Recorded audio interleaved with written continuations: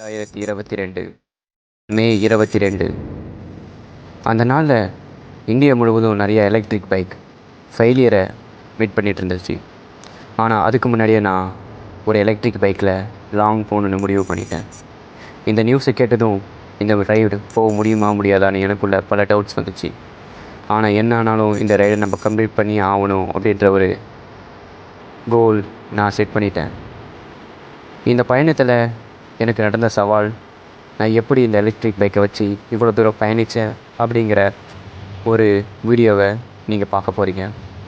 இது பலவித எபிசோட்ஸாக பல நாட்களாக நமது யூடியூப் சேனலில் அப்லோட் செய்ய உள்ளது.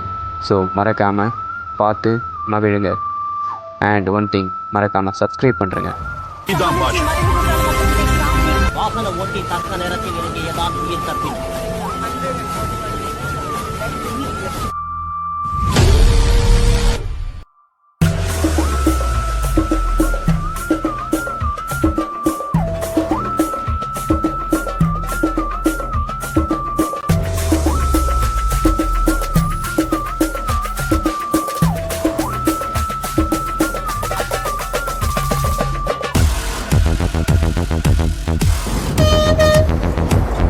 நான் பார்த்தீங்கன்னா வெயிட்டர் வந்துட்டுங்க.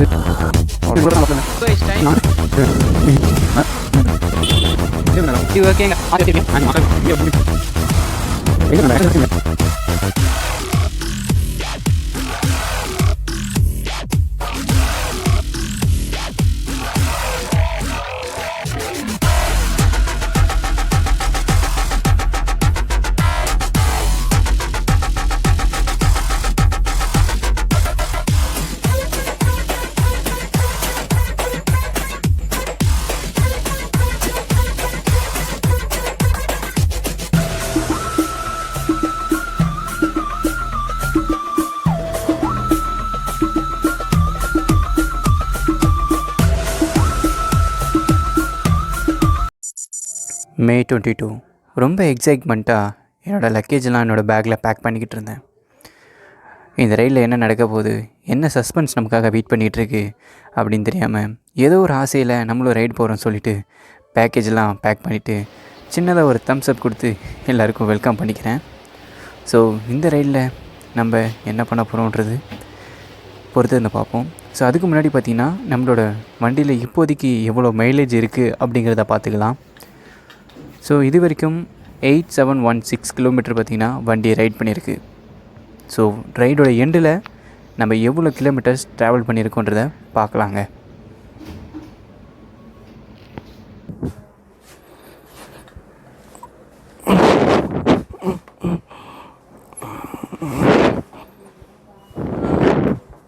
ஹலோ கைஸ், நீங்கள் கேட்டுக்கொண்டிருப்பது #funboyiv யூடியூப் சேனல். ஸோ இன்றைக்கி டே 1 மே 22. டைம் பார்த்திங்கன்னா சரியாக ஒரு 5:30 இருக்கும். ஸோ 5:30 மணிக்கு பார்த்திங்கன்னா நல்லா ஒரு விடிஞ்சிருச்சு. நல்லா ஆரஞ்சு கலரில் லைட்டாக இப்போ சன்ரைஸ் ஆக போகுது. எனக்கு தெரிஞ்சு பார்த்திங்கன்னா சன்ரைஸ் ஆகாது, மேகம்லாம் ஏன்னா நிறையா இருக்குது க்ளவுடியாக. ஸோ வெதர் பார்த்திங்கன்னா லைட் வார்மாக இருக்குது, ரொம்ப நல்லா இருக்குது. ஸோ இப்போ என்ன ஒரு விஷயம்னு பார்த்திங்கன்னா வாயிலேருந்து வார்த்தையே வரல எனக்கு. ஏன்னா 4000 கிலோமீட்டருங்க. நம்மளோட ஃபஸ்ட்டு டெஸ்டினேஷன் செங்கல்பட்டில் மகாபலிபுரத்தில் இந்தியா சீஷல் மியூசியம்ங்க. ஏதோ ஒரு நம்பிக்கையில் கிளம்பிட்டேன் வீட்டிலேருந்து. என்ன பண்ண போகிறேன்னு தெரியல. ஸோ ஆல் இஸ் வெல், எல்லாம் நன்மைக்கு. ஸோ என்னன்னா நிறைய சேலஞ்சஸ் நமக்காக வெயிட் பண்ணிகிட்ருக்கு. பார்த்தீங்கன்னா எங்கள் அப்பா பின்னாடியே வருவார். ஃபாலோ பண்ணி வந்து பார்த்து. ஸோ நான் வீட்டிலேருந்து கிளம்பும்போதே பார்த்தீங்கன்னா உங்களுக்கு கிலோமீட்டர்லாம் காட்டியிருப்பேன் இந்த ட்ரிப்போட ஸ்டார்டிங்கில். ஸோ நிறைய பேர் சொல்லியிருந்தீங்க, நான்லாம் அப்படியே போக சொல்கிறேன், இன்னும் நமக்கு எவ்வளோ நேரம் இருக்குது, டைம் இருக்குது, நான் ஸ்லோவாக பண்ணிக்கிறேன். என்னது அதுவா? சரி, பார்த்தீங்களா பின்னாடியே வந்து ஓட்டமிட்டு கொண்டு வந்து சொல்லிவிட்டு போகிறார். நம்ம என்னென்னு பார்ப்போம். இதில் வந்து இறங்கி ஒரு பெரிய சவால் நமக்கு. இது இருக்குல்லங்க, இதுதான் இவர் தான் வேலை பண்ணிக்கிறாரு. இவரை எடுத்து ஒரு முடிச்சை போட்டுரும். சார்ஜிங் பர்சன்ட் பார்த்தீங்கன்னா 100 இருக்குது. ஸோ 8716 கிலோமீட்டர் வண்டி இது வரைக்கும் பார்த்தீங்கன்னா ட்ராவல் ஆகிருக்கு. எனக்கு தெரிஞ்ச வரைக்கும் நான் இப்போதைக்கு கொஞ்சம் ஸ்லோவாக தான் போவேன். மேக்ஸிமம் எக்கோ மோடு தான், 40க்கு மேலே போக மாட்டேன் இந்த ரைடு ஃபுல்லாகவே. ஸோ ஆல் ஓவர் தமிழ்நாடு பார்த்தீங்கன்னா நம்ம சுற்ற போகிறோங்க. இது வரைக்கும் நான் இந்த வார்த்தையை நம்ம சேனலில் சொன்னது கிடையாது, ஃபஸ்ட் டைம் சொல்கிறேன். ஸோ இந்த ரைடோட முக்கியமான பர்பஸ் என்னென்னு பார்த்தீங்கன்னா, தமிழ்நாட்டில் இருக்க 38 டிஸ்ட்ரிக்ஸும் நம்ம பார்த்திங்கன்னா இந்த ரிவோல்ட் பைக்கை வச்சு கவர் பண்ண போகிறோம். கேட்கும்போதே க்ரேஸியாக இருக்குது. இதில் இருக்க 38 டிஸ்ட்ரிக் கைஸ், 38 டிஸ்ட்ரிக்குக்கும் நம்ம ட்ராவல் பண்ண போகிறோம். ஸோ எனக்கு தெரிஞ்ச அரௌண்டு பார்த்தீங்கன்னா 4000 கிலோமீட்டர் கிட்ட ஆகுதுன்னு நினைக்கிறேன்.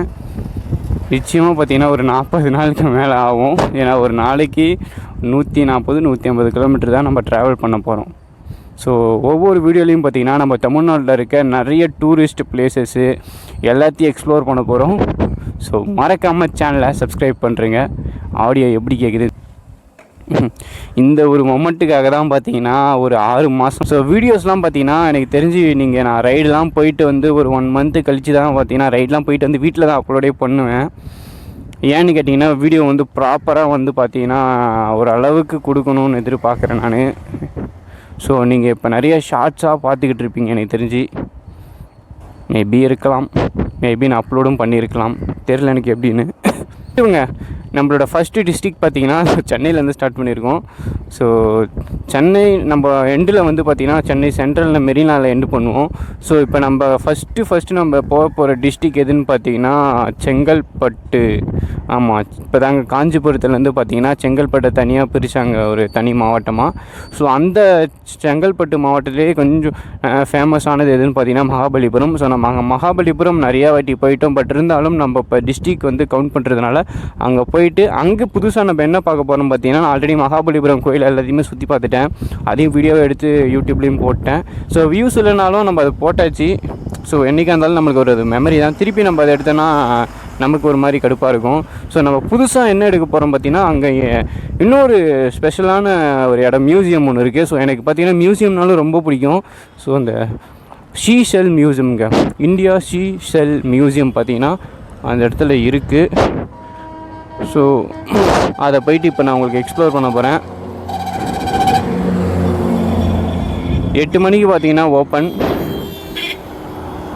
நம்ம போகலாமா வேணாமா, போகலாமா வேணாமா, போகலாமா வேணாமா, போகலாமா வேணாமா, போகலாமா வேணாமா, போகலாமா வேணாமா, போகலாமா வேணாமா. ஸோ கைஸ், ஸோ சொல்லுவாங்கள்ல அடிக்கடி வீடியோவில், கண்டுக்காதீங்க. அது என்னன்னு தெரில, யூடியூபர்ஸ்க்குன்னு கூட பிறந்ததா அது என்னன்னு தெரில. எல்லா யூடியூபர்ஸும் முக்காசி ஸோ காய்ஸ் இப்போ பார்த்தீங்கன்னா நம்ம எங்கே இருக்கோம் பார்த்தீங்கன்னா அப்படி தான் சொல்லுவாங்க. Oh my god. கரெக்டாக பார்த்தீங்கன்னா வீட்டிலேருந்து ஒரு 48 kilometre. First stop Mahabalipuram. So Mahabalipuram போகிறோம். ஃபஸ்ட் டைம் பார்த்தீங்கன்னா எனக்கு இன்னும் ஒரு பயம்.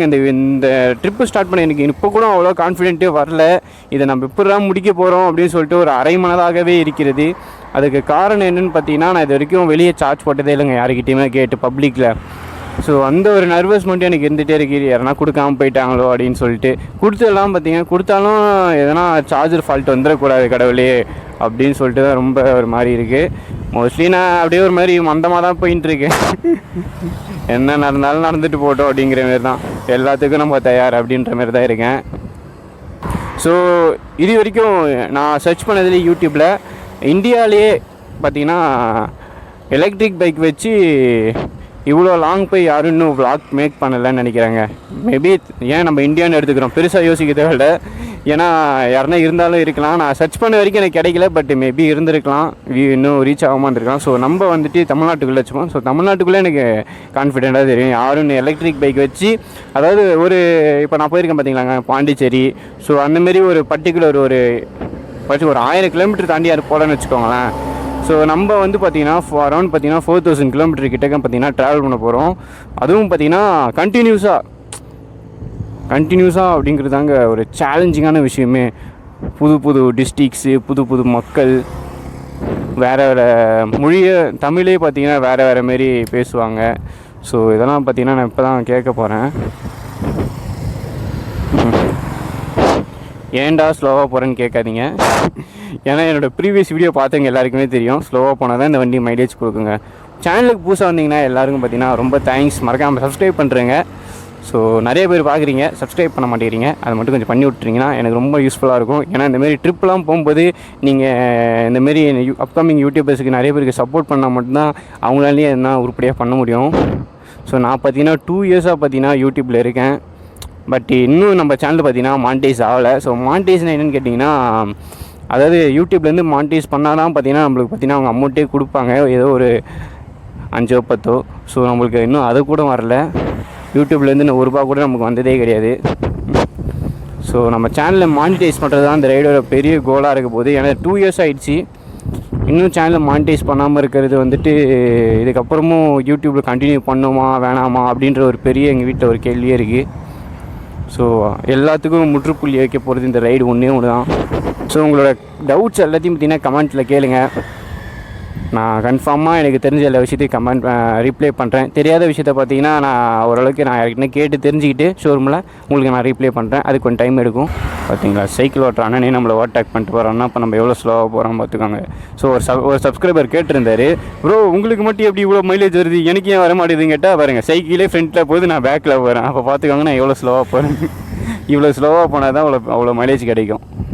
ஸோ உங்களுக்கு 140 வேணும்னா ப்ரோ நீங்கள் வந்து அவ்வளோ வந்து எனக்கு 200லாம் தேவையில்ல, ஒரு 140 கம்பெனி சொன்ன ரேஞ்சே வரணும்னு நினச்சிங்கன்னா, அது நானும் ஃபஸ்ட்டு அப்படி தான் எனக்கே கன்ஃபியூஷனாக இருந்துச்சு. என்னென்னு பார்த்தீங்கன்னா, ஓஹோ அங்கே ஒரு ரைடர்ஸ் 2 பேர் போகிறாங்க, ஃபாஸ்ட்டாக போகிறாங்க, விடுங்க ஃப்யூச்சரில் ஓவர்டேக் பண்ணிக்கலாம்.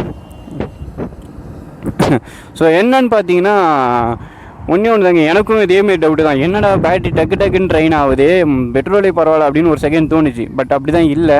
இது என்ன கணக்குன்னு பார்த்தீங்கன்னா, நம்ம த்ராட்டில் வந்துட்டு கொஞ்சம் நேரத்தில் ஃபாஸ்ட்டாக கொடுப்போம், டக்குன்னு ஒருத்தர் பிரேக் அடிப்போம், டக்குன்னு ரைஸ் பண்ணுவோம். ஸோ அந்தமாரி விஷயங்களும் இருக்குது. ஸோ இல்லை நான் அப்படி கூட பண்ணல, நானும் பார்த்து தான் ப்ரோ ஓட்டுறேன் அப்படின்னு சொன்னீங்கன்னா மேபி எதுனா பைக்லேயே கூட இஷ்யூ இருக்க வாய்ப்பு இருக்குது. நீங்கள் ஃபஸ்ட் சர்வீஸ் கேட்பாங்க, அதாவது 1000 கிலோமீட்டர்ஸ் பார்த்தீங்கன்னா ஃபஸ்ட் சர்வீஸ் விடுவீங்க. ஸோ நீங்கள் அப்போ அவங்ககிட்ட சொன்னீங்கன்னா அவங்க மைலேஜ் டெஸ்ட் பண்ணுவாங்க, அவங்களே சர்வீஸில் டிபார்ட்மெண்ட்டே பண்ணுவாங்க. என்னென்னு பார்த்தீங்கன்னா, ஒரு 100% சார்ஜ் போட்டு அதில் ஃபஸ்ட்டு ஒரு 10% வந்து சார்ஜ் வந்து அவங்க ஓட்டுவாங்க. ஓட்டும்போது பார்த்திங்கன்னா அதில் வந்து 15 கிலோமீட்ரு போயிருக்கணும். அதாவது 10% சார்ஜுக்கு 15 கிலோமீட்டர் போயிருக்கணும். ஸ்பீடு வந்து பார்த்திங்கன்னா அவங்க 30 இல்லை 33 38 மெயின்டைன் பண்ணுவாங்க. இந்த ஸ்பீடில் பார்த்திங்கன்னா உங்களுக்கு ஒரு 10%க்கு 15 கிலோமீட்டர் போகணும். ஸோ அதுதான் வந்து ரேஷியோ. அப்போ தான் வந்து பார்த்திங்கன்னா 150 கிலோமீட்டர் வரும் உங்களுக்கு. ஸோ இதான் பேட்டரி செக்கப் பண்ணுவாங்க. ஸோ எனக்கு எனக்கு எப்படி தெரியும் பார்த்தீங்கன்னா, என் ஃப்ரெண்டுக்கு பார்த்தீங்கன்னா மைலேஜ் டெஸ்ட் அடி வாங்குச்சு. ஆனால் அவனுக்கு என்ன ஒரு ரீசன் பார்த்தீங்கன்னா, அவன் கொஞ்சம் வெயிட்டாக இருப்பான் என்னோட. ஸோ அதனால் பார்த்தீங்கன்னா மைலேஜ் வந்து அடி வாங்குச்சு. ஸோ நீங்கள் ஒரு 55 60 70 இருந்தீங்கன்னா உங்களுக்கு மைலேஜ் வந்து அவ்வளோ அடி வாங்குது. பட் 80 90 100 இருந்தீங்கன்னா மேபி ஒரு 10% சார்ஜ் வந்து எக்ஸ்ட்ரா போகிறதுக்கான வாய்ப்பு இருக்குங்க. ஸோ கேஸ் பார்த்தீங்கன்னா சார்ஜ் ரொம்ப கம்மியாகுது, டக்குன்னு கம்மியாச்சு. என்ன ரீசன் தெரியல, காற்று கம்மியாக இருக்குது வண்டியில். ஸோ நம்ம எப்பயுமே எனக்கு ஏர் செக் பண்ணிக்கோங்க வண்டியை. அவங்க சொன்னால் கரெக்டான மைலேஜ் உங்களுக்கு வேணும்னா உங்கள் டயரை கின்னுன்னு காற்று அடித்து வச்சுக்கோங்க. ஃப்ரண்ட்டில் எனக்கு கரெக்டாக ரேஷியோ தெரியலங்க, தெரிஞ்சால் நான் கரெக்டாக சொல்லிடுவேன் பக்காவாக. மேபி நான் எனக்கு தெரிஞ்சு பேக்கில் 31 சொன்னாங்க, ஃப்ரண்ட்டில் 25 20 சொன்னாங்க, 24 போய் கேட்போம். ஹெச்பியில் போய் அடிப்போம், பெட்ரோல் பங்க்கில் போயிட்டு காற்று.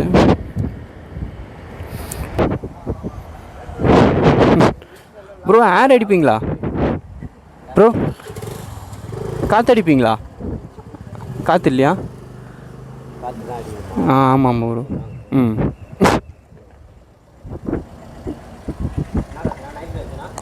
நைட்ரஜன் எவ்வளோ வரும்?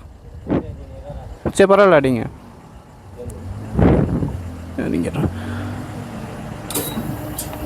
ஏம்மா நைட்ரஜன் அடிக்க எனக்கு 28 அடிங்க ஃப்ரண்ட்டில். 28 அடிங்க ஃப்ரண்ட்டில். ஆமாம் 28 31 அடிச்சிருங்க. 28 ஃப்ரண்ட்டில் பண்ணுறீங்களா? ம் ம் அதான் மைலேஜ் வரல, அதான் என்ன காற்று கம்மியாக இருக்கும் அப்படின்னு பார்த்தேன்.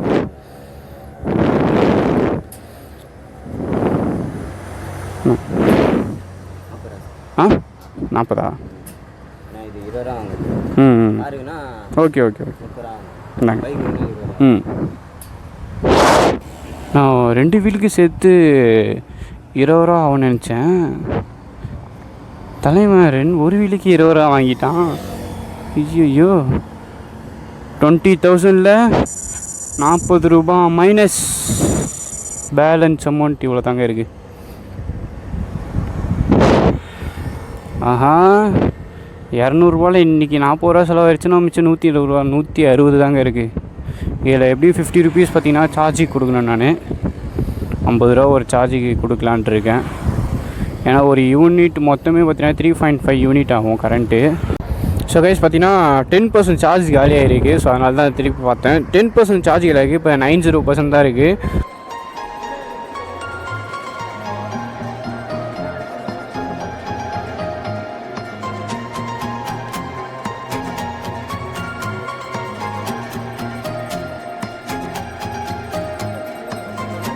கடர் சிற்பி அருங்காட்சியகம் தான் நம்ம இப்போ போகிறோம்.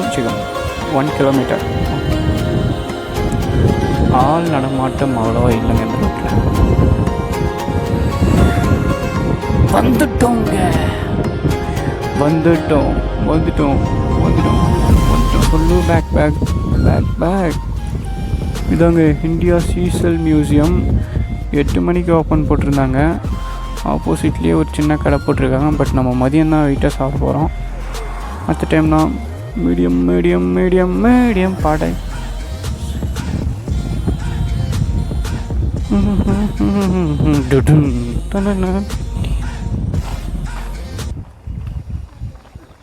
ஓப்பனில் இருக்கானா வண்டி? எங்கே விடலாம்? ஆ அங்கேயா? ஆ ஓகே. வண்டி எப்படி விடலாம்? ஸ்ட்ரைட்டாக விடலாமா இப்படி விடலாமா?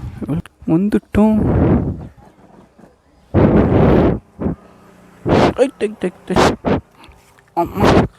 பார்த்தீங்கன்னா ஃப்ரண்ட்டில் ஒரு பேக் வச்சாச்சு, பேக்கில் ஒரு பேக் வச்சு.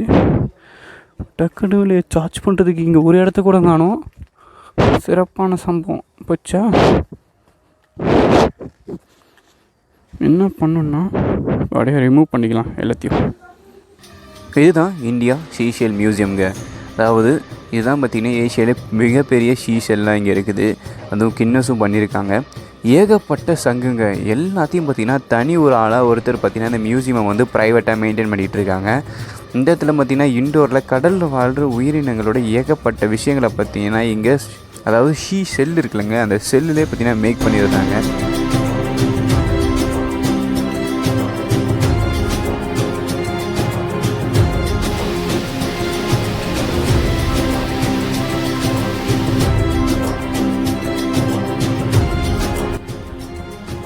ஸோ இந்த இடம் எதுன்னு பார்த்தீங்கன்னா இது எல்லாமே ஸ்டோன் கலெக்ஷன்ஸ் வச்சுருந்தாங்க.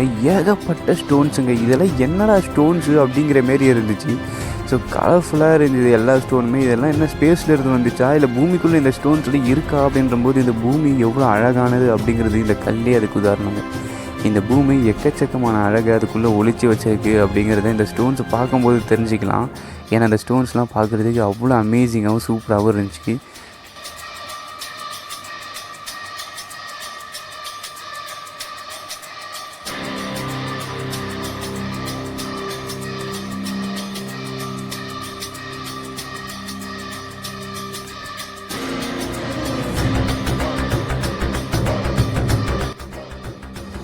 ஸோ என்ன தான் இந்த மியூசியம் பார்க்குறதுக்கு சூப்பராக ஒண்டர்ஃபுல்லாக இருந்தாலும் இந்த மியூசியம் பார்த்திங்கன்னா ஒரு ப்ரைவேட் கிட்ட இருக்கிறதுனால, அதாவது இந்த மியூசியமே பார்த்திங்கன்னா ஒரு ஆளாக பார்த்திங்கன்னா அவரோட ஹாபி, அதாவது சிப்பி கலெக்ட் பண்ணுற அந்த ஒரு ஹாபியினால் அவர் கலெக்ட் பண்ணது எல்லாத்தையுமே பார்த்திங்கன்னா ஒரு இடத்துல வச்சு அதை மியூசியமாக ரெடி பண்ணி ரொம்ப சூப்பராக மெயின்டைன் பண்ணிகிட்ருக்காரு. பட் என்ன தான் இருந்தாலும் இந்த மியூசியமுக்கு வர்றதுக்கு கொஞ்சம் ப்ரைஸ் வந்து கொஞ்சம் அதிகமாக தாங்க இருக்குது.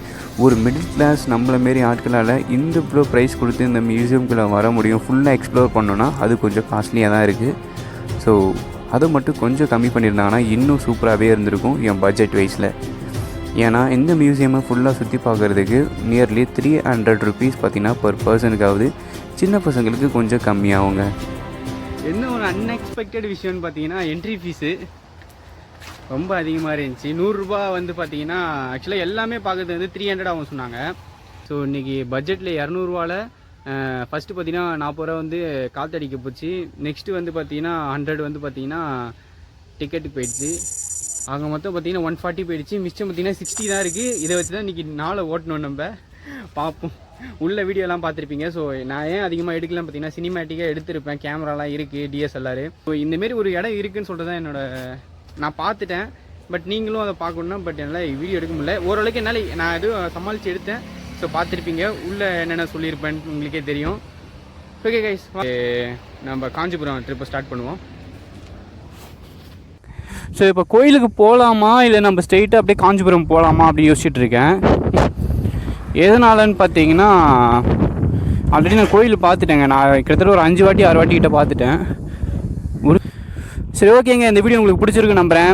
ஸோ இதுக்கப்புறம் நெக்ஸ்ட் எபிசோட் டே 1 செகண்ட் எபிசோடு வந்து பார்த்தீங்கன்னா மகாபலிபுரம் டு காஞ்சிபுரத்துக்கு போகிறோம். ஸோ அங்கெல்லாம் பார்த்தீங்கன்னா பறவையில் என்னென்ன சேலஞ்சஸ் இருக்குது, என்ன பண்ண போகிறோம். இங்கே பாருங்க போட்டு உள்ள, இங்கே பாருப்பா. ஸோ இந்த வீடியோ உங்களுக்கு நான் பிடிச்சிருக்கு நம்புகிறேன். ஸோ சாரி ஃபார் அந்த மியூசியம் வீடியோ மட்டும் என்னால் ஒழுங்காக எடுக்க முடியல. ஸோ மற்றபடி வரக்கூடிய எல்லா வீடியோஸும் பார்த்தீங்கன்னா பக்காவாக எடுக்கிறோம், சினிமேட்டிக்காக எடுக்கிறோம், மாஸ் பண்ணுறோம், தெரிய விடுறாங்க. ஸோ உங்கள் சப்போர்ட் மட்டும் தாங்க. அதுக்கப்புறம் போகிற மற்ற வீடியோஸ்லாம் நான் அப்டேட் பண்ணுறேன் உங்களுக்காக. ஸோ இப்போதைக்கு பார்த்தீங்கன்னா ப்ரீவியஸாக நீங்கள் ஷார்ட்ஸ்லேயே பார்த்தீங்கன்னா நிறைய விஷயத்தை பார்த்துருப்பீங்க. இப்போ தான் மெயின் வீடியோ ரிலீஸ் ஆகுது. ஓகே, டாட்டா பாய்.